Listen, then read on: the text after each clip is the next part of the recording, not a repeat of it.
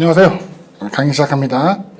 오늘은 그 신약 1권의 마지막 부분, 이제 12과죠. 나무 위에 오른 삭개오, 예수님과 삭개오에 대한 내용을 함께 보도록 하겠습니다.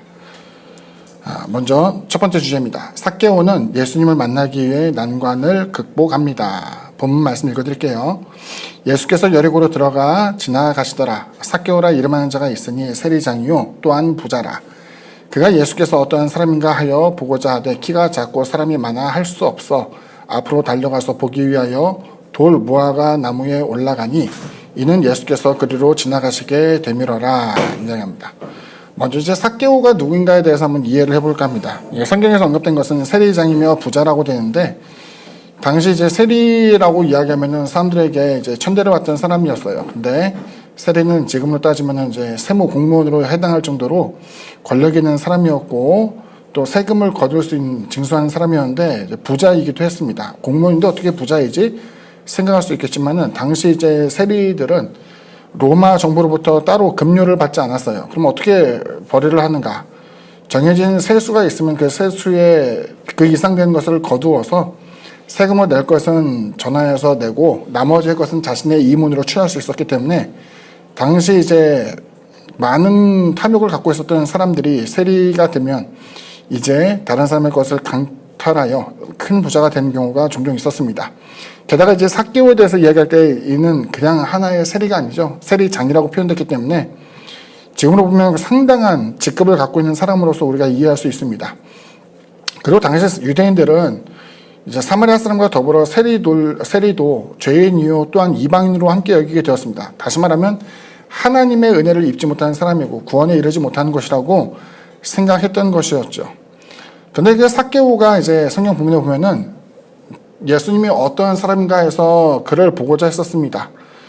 그 이유를 한번 찾아보면은 우리가 이제 알고 있는 마태복음의 저자였던 마태는 예수님의 제자이기도 했지만 세리이기도 했어요. 주님의 제자 가운데 마태가 세리였고 그 세리조차도 이제 외면하지 않고 제대로 삼으신 것을 생각해 본다면은 삭개오가 주님에 대해서도 굉장히 궁금하게 생각했을 것 같다라는 이제 마음이 들기도 합니다. 그런데 이제 여기 보게 되면은 삭개오가 주님을 만나려고 할 때 그 길이 순탄하지 않았죠. 삭개오가 주님을 보려고 했지만 사람들이 길을 방해했습니다. 세금을 징수할 때에 사실은 순탄하게 세금을 걷는 경우는 거의 없었을 거예요. 그러다 보니까 군인이나 혹은 불황아를 데리고 다니면서 사람들을 위협하거나 그것을 빼앗게 되는데 그 세리는 이제 대단한 권력을 갖고 있었지만 주님을 만나려고 할 때 사람들은 그 길을 내어주기 싫어서 이리저리 아마 삭개오를 밀쳤을 거라고 생각이 됩니다. 근데 이제 삭개오는 이와 같은 사람들이 배척하며 밀어내는 것을 보면서 포기하지 않았고 여기서 만약에 그가 완력을 쓸 수 있지도 않았을까 생각이 되지만은 그것을 주님을 만나는 데 있어서는 커다란 결격 사유에 이제 해당하겠죠. 그러다 보니까 이제 삭개오는 꾀를 내어서 주님이 지나가신 길목 가운데 나무를 찾게 되었고 이제 성경에 보면은 돌 무화과 나무 위로 올라가서 주님을 드디어 만나게 되었습니다. 두 번째 주제입니다. 예수님은 삭개오와 함께하기 위해 사람들의 반대를 무시하십니다. 예수께서 그곳에 이르사 쳐다보시고 이르시되 삭개오야 속히 내려오라. 내가 오늘 내 집에 유하여야 하겠다 하시니 급히 내려와 즐거워하며 영접하거늘 뭇 사람이 보고 수군거려 이르되 저가 죄인의 집에 유하러 들어갔도다 하더라. 누가복음 이제 말씀입니다. 예수님께서 삭개오의 이름을 부르셨죠. 여기 보면 이제 주님께서 삭개오와 통성명하는 장면이 나오지 않는데 주님께서 삭개오의 이름을 부르셨다는 그 내용에서는 삭개오가 누군지 알고 있었고 그를 대단히 친근히 여기신 것으로 볼 수 있습니다.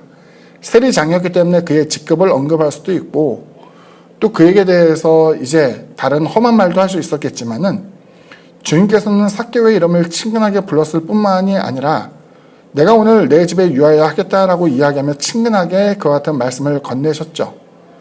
유한다는 그 이야기는 음식을 함께 나누며 또 잠을 처소를 이제 청한 것도 이제 이야기될 수 있겠는데 당시 유대인들은 이방인들과 함께 식탁 교제를 하면 안 됐어요. 밥을 먹을 수가 없었어요. 밥을 먹게 되면 하나님이 원하시는 그 구분되는 예식에서 벗어나기 때문에 죄인의 집에 들어가거나 죄인과 함께 식사를 나누거나 그 처소에서 잠을 자는 것은 유대인으로서는 해서는 안 되는 행동이었죠.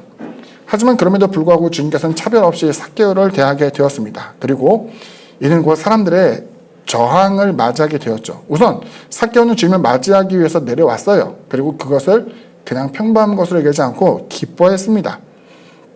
반면 사람들은 이것을 두고 비난하게 되었죠. 왜? 주님이 죄인과 함께 거하시는가? 그리고 당시 세리와 사마리아 사람을 이방인과 같이 여기게 되었다고 한다면은 이방인과 함께 음식을 나누는 것이 가능한 일인가? 그 주님에 대해서 비방하게 된 것이었죠. 마지막 세 번째로 보면은 예수님은 죄인의 회개를 기뻐하시는 구세주이십니다라는 것을 나타냅니다. 여기서 이제 이야기가 좀 길어지게 되는데요. 한번 봅니다. 삭개오가 서서 주께 여짜오되 주여 보시옵소서 내 소유의 절반을 가난한 자들에게 주겠사오며 만일 누구의 것을 속여 빼앗은 일이 있으면 내 갑절이나 갚겠나이다. 예수께서 이르시되 오늘 구원이 이 집에 이르렀으니 이 사람도 아브라함의 자손이미로다. 인자가 온 것은 잃어버린 자를 찾아 구원하려 함이니라. 이렇게 말씀하고 있습니다.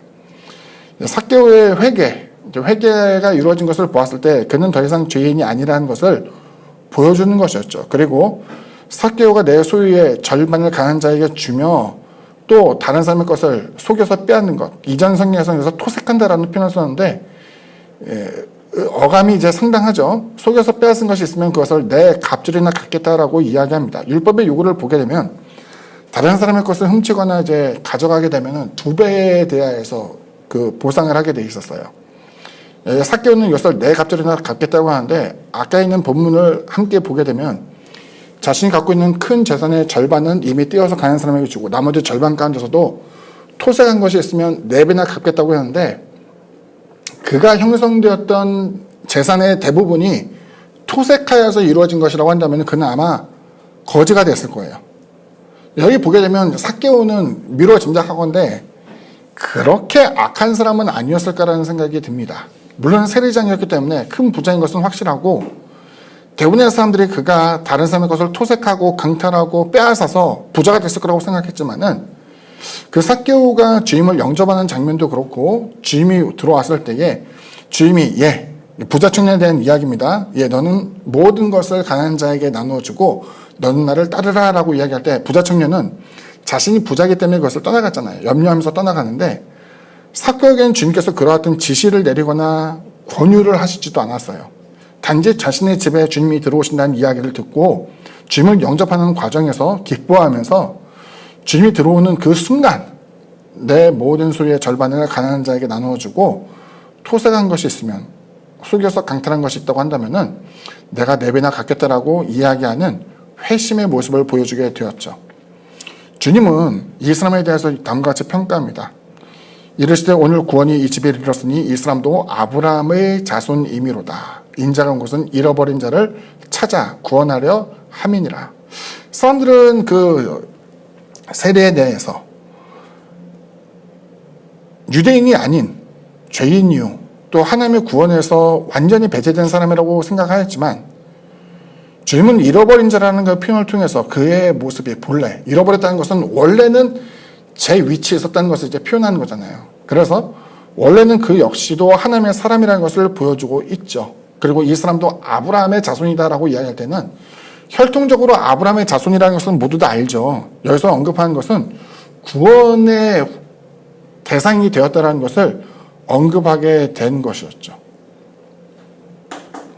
여기서 이제 보게 되면은 우리도 때로는 사람을 대면할 때 막연하게 잘 알지도 못하면서 나쁜 사람, 악한 사람이라고 정죄하는 경우도 있는데 그 부분에 대해서도 주님의 관점이 중요하다고 한다면 우리는 그 같은 사람들을 하나님이 잃어버린 양으로 생각해야만 해요. 그런데 우리도 그 같은 사람들을 잃어버린 양으로 생각하고 있을까요?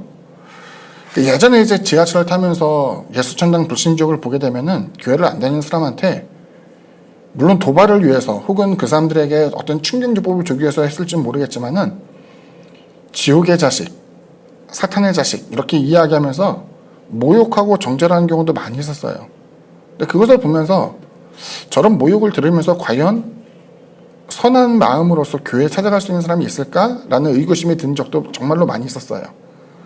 우리는 흔히 바리새인들, 사두개인들이 했던 것처럼 자신들의 경건의 모습에 걸맞지 않는 사람들을 보면서 정죄하는 우를 범하기도 하지만 주님은 삭개오까지도 또 세리였던 마태도 주님께서는 흔쾌히 맞이해 주시고 때로는 제대로 삼아 주신 것을 보여주고 있고, 세상에서 허드렛 일을 하는 사람이라 할지라도 주님께서 그들을 멸시하지 않는 것을 우리는 볼 수 있죠.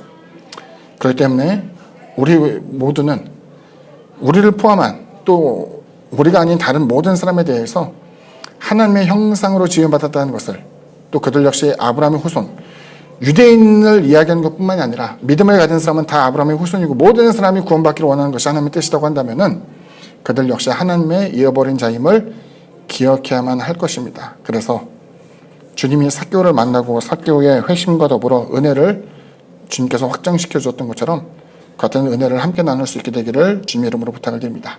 예, 이것으로 강의를 마치겠습니다. 다음번에는 구약 2권에 대한 분량을 이제 우리가 함께 볼 거예요. 교재를 잘 준비하시고 함께 참여해 주시기 바랍니다. 감사합니다.